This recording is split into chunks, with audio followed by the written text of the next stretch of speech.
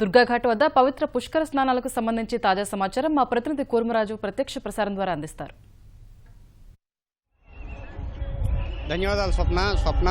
పద్మాసన పద్మకరో ద్విబాహు పద్మద్యుతి సప్తతురంగవాహ దివాకరో లోకగురు కిరీటి మయి ప్రసాదం వితదాతు దేవ.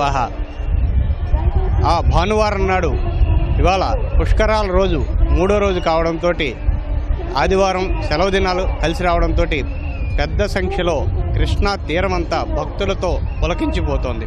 కృష్ణవేణమ్మలో స్నానం చేయడానికి పుష్కర సమయంలో భక్తులు పెద్ద సంఖ్యలో తెల్లవారుజాము నుంచే ఈ ఘాట్లకి చేరుకుంటున్నారు. బెజవాడలో ఘాట్లని మనం పరిశీలించినప్పుడు పెద్ద సంఖ్యలో భక్తులు అటు నడక మార్గం ద్వారా ఇటు వాహనాల ద్వారా కూడాను చేరుకుంటున్నారు. మొత్తానికి ఈ దుర్గా ఘాటు అటువైపు కృష్ణవేణమ్మ పద్మావతి ఘాట్లు కూడాను పెద్ద సంఖ్యలో భక్తులు రావడం జరుగుతోంది. భక్తులకి ఎటువంటి అసౌకర్యం కలగకుండా యాత్రికుల్ని నడక మార్గం ద్వారా వారు ఏ ఘాటుకు వెళ్ళాలంటే ఆ ఘాటుకి ఈరోజు ప్రత్యేకంగాను వాళ్ళందరినీ విడిచిపెట్టడం జరుగుతోంది.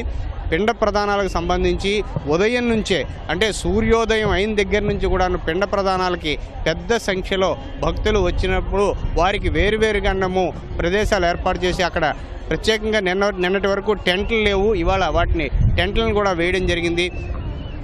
ఇక్కడ పిండ ప్రదానానికి కావాల్సిన సామగ్రిని డ్వాక్రా బజార్ల ద్వారా అమ్మకాలు కూడా ఈ ఘాట్లలోనే చేస్తున్నారు. ఎక్కడ ఎటువంటి అపరిశుభ్ర పరిస్థితులు తలెత్తకుండా పారిశుద్ధ్య సిబ్బందిని ప్రత్యేకించి వందల సంఖ్యలో పారిశుద్ధ్య సిబ్బంది ఒక్క దుర్గా ఘాట్లోనే పనిచేస్తున్నారు. అలాగే అన్ని ఘాట్లోని మిగిలిన అన్ని ఘాట్లను కూడాను పెద్ద సంఖ్యలో ఈ పారిశుద్ధ్య సిబ్బంది అలాగే వాళ్ళకి సూచనలు ఇచ్చేందుకు పోలీసు ఇతర స్వచ్ఛంద సంస్థల సిబ్బంది కూడాను సిద్ధంగా ఉంచారు. పోలీసు యంత్రాంగం భక్తులకు ఎటువంటి అసౌకర్యం లేకుండా వ్యవహరించాలని స్పష్టంగా రాష్ట్ర ముఖ్యమంత్రి చంద్రబాబు అటు డీజీపీ సాంబశివరావు స్వయంగా పర్యవేక్షించి ఆదేశాలు జారీ చేయడంతో ఇవాళ నేరుగా దుర్గగుడి వరకు కూడాను మినీ బస్సుల్ని అనుమతించడం జరుగుతోంది. బస్టాండ్ నుంచి దుర్గగుడికి వచ్చే భక్తుల్ని దుర్గగుడి రాజగోపురం వరకు కూడాను నేరుగా వారిని అనుమతించడంతో ఈ నడకదారిన కిలోమీటర్లు నడిచే బాధని ప్రధానంగా ఈ యాత్రికులకి ఇవాళ కొంతవరకు తప్పినట్టయింది. అటు సీతానగరం నుంచి వచ్చేది ప్రకాశం బ్యారేజ్ నుంచి కూడాను కాలినడక మార్గం ద్వారా ప్రకాశం బ్యారేజ్ నుంచి ఈ తిప్పడానికి వీళ్ళందరినీ వాళ్ళని అనుమతించడం జరుగుతోంది. ఇటువైపు పహార ప్రకాశం బ్యారేజ్ దిగువనంతా ఘాట్లలోకి స్వచ్ఛమైన నీటిని పంపించడానికి ప్రత్యేకంగా పంపులను కూడా ఏర్పాటు చేయడం జరిగింది.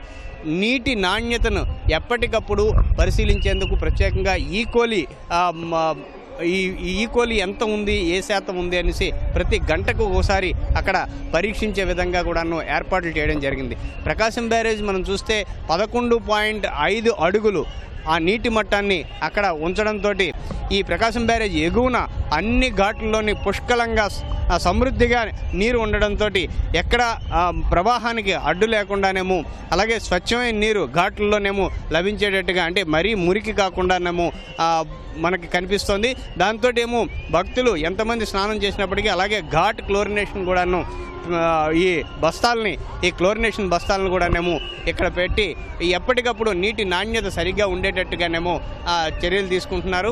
మనం ఈ మొత్తం ఇక్కడ పరిశీలిస్తే ఇవాళ ప్రత్యేకించి దుర్గా ఘాట్కి వచ్చే భక్తుల సంఖ్య గణనీయంగా పెరిగింది.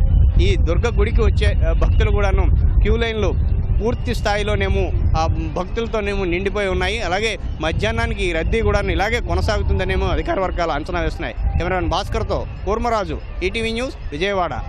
Over to studio.